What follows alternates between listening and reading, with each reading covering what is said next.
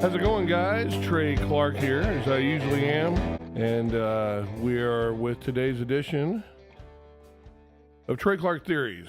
And as you know, I'm a conspiracy theorist, but all I know is that term just means when will I be proven right?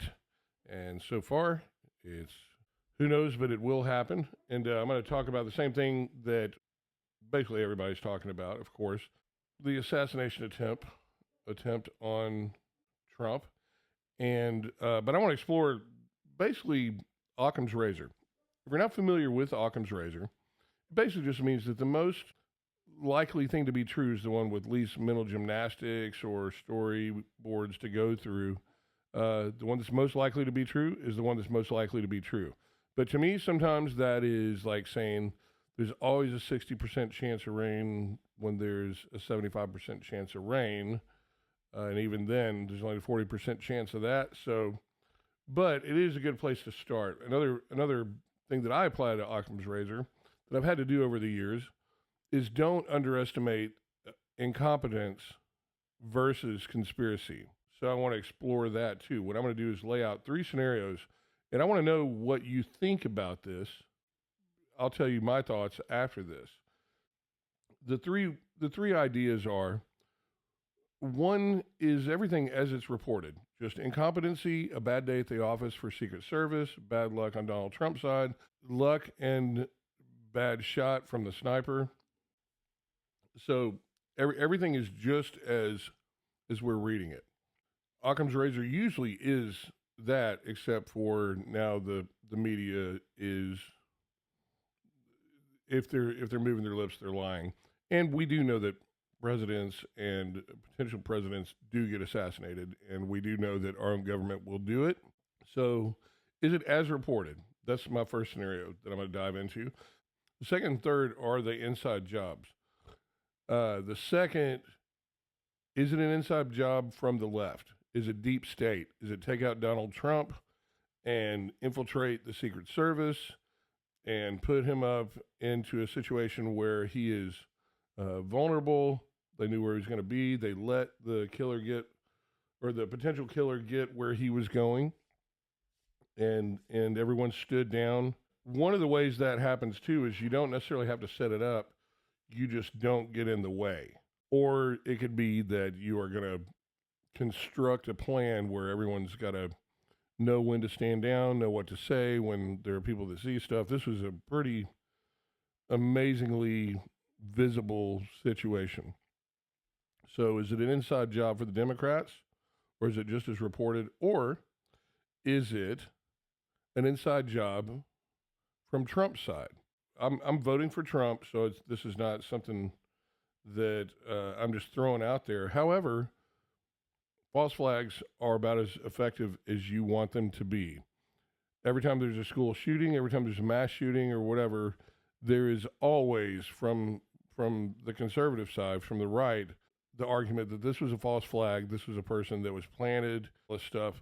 So knowing their playbook, what is the reasoning behind saying that it's not possible if it's effective? And I would say with no casualties, the family of the gunman, the firefighter who lost his life, and do we take that at face value too? And this is not to disrespect anybody's family. I just want to explore the idea without going full Alex Jones with the government. Every death is always on. It's just fake and all that stuff. So we're going to look at scenario 1, and we're going to look at it through the lens of what's just most likely between all of them. Okay. Is it exactly as reported? Trump shows up, sets up. This kid just got lucky. Everyone was having a bad day. There was a Nickelback concert the night before somewhere, and everyone was hungover. They had done a poor job of hiring. It was just a bad scenario, a bad example of what to look for when you're protecting a former president. Now, one thing is, he's not the current president, and I did go to a couple of ball games where I sat very near H.W. and W. Bush. In the detail, I remember thinking to myself, if someone wanted to, I think I could get to that mother. So, is it as advertised? Did he climb up there? Did the Secret Service really not put anybody up there just because of the slope of the roof? They were all there. They were inside. Did everyone who was witnessing the guy with the gun on the roof? There's some suspect things about that. Why didn't a civilian climb up there if there's a ladder? How did he get the ladder there? All these things come into play, but don't underestimate, never put incompetency below conspiracy. In other words, the likelihood of it being incompetency is probably high. And as a conspiracy theorist, it's hard to say that. But I do think you have to look at it through that lens.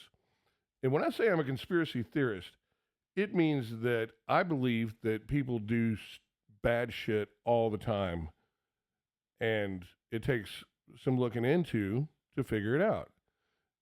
And sometimes just being stupid is the conspiracy. I hired stupid people to make the mistake that I need.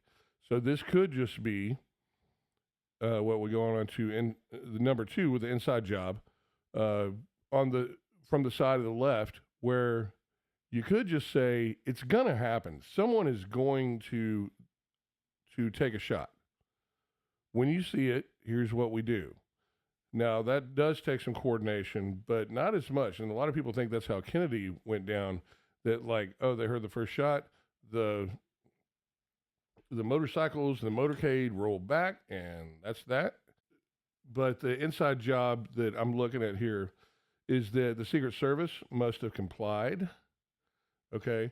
Which means that from here on out, if you were there that day, you have to keep a secret to your grave, which means even if Trump goes into office, you have to basically keep your silence under oath or blow the whistle. So you have to count on someone that is unfortunate enough to be on the side of the person that missed the shot. So no one can ever talk. And the fact that he's not our current president means he's not getting our best people. As you could see, it almost looked like a Saturday Night Live skit. One thing that kind of flicked on a switch with me is that these are not all Secret Service for life type people. A lot of them are contracted out through Homeland Security contractors. So they show up and they don't have the same training as maybe they do at the White House and stuff like that. And we've heard of the craziest things ever happen at the White House. Matter of fact, I've heard of so many things happening with the flubs of Secret Service that I can't believe nobody's gotten killed yet. So the fact that he's not our current president means he's not probably getting our brightest and best. And I don't want to get into whether or not women should be in Secret Service. I have no reason to think that women can't be as good a shot as men, that they can't enclose a perimeter and make notes and their markers and set up an event. The main thing was they couldn't handle weapons, and they're not big enough. One of them looked like they're 4 feet tall. I know Trump's a tall guy, but your job is to stick yourself in front of the president. And if you can only stick yourself in front of his trousers, you're looking for a lawsuit, not saving the president. That's a joke, by the way, to the Secret Service agent that did put herself in front of him. The several that did, so just a joke. You've got, what's her name from Pepsi, that is the leader of Secret Service, that is saying the dumbest things ever, which you would have to do to let something like this happen. So Occam's razor doesn't have to work very hard in your favor to say this was an inside job from the Democrats, except for everyone's going to have to keep their quiet. And I'm sorry, I don't think that people that find themselves in the position of that are going to, in 100% mode, just let an assassination attempt on anyone happen. And I do believe that it's one of the reasons I believe we might be okay in the long run, is that most people are good people and you're just not going to partake in it. And if you do, you're going to be found out. Or you're going to put yourself in that situation? Are you going to put someone else in the situation where they may roll on you and say, goddamn right, they did, and I've got a bank account to prove it because guess what? They missed, supposedly, and there's another regime that's going to be involved that may want to get to the bottom of it. I sure would. I walk into the boss's office. I want to know why the heck all that stuff happened, even if I got to stay quiet about it till I get elected. So there's that. Now, the third situation is, I think, the most interesting and the one worth looking at. And I'm voting for Trump, but I'm not ruling this out. And I want you to hear me out with this. Was an inside job with Trump, and I know that every conservative hears a leftist say that, and they're saying, "I can't, how dare you," and all this stuff. Well, hold on a minute. With all the things that look screwy, man, every false flag that ever happens, well, every potential false flag, every school shooting, the right is saying false flag, false flag, false flag. How do they let this guy in? There's a plant. Whether the people really died or not, whether the shot was actually taken, that it was controlled opposition to work in your favor. Even if it's MK Ultra, even if it's someone that comes in that's a patsy, or someone that comes in that they get the heck out of there and you never see the corpse, but you see the funeral. First of all, Trump's been run through the ringer as far as time to say enough is enough. I better have some defense against this.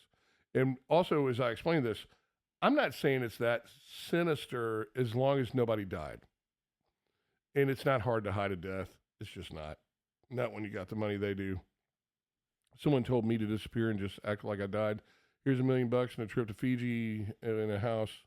That's the last you will see of me, and it wouldn't be that hard.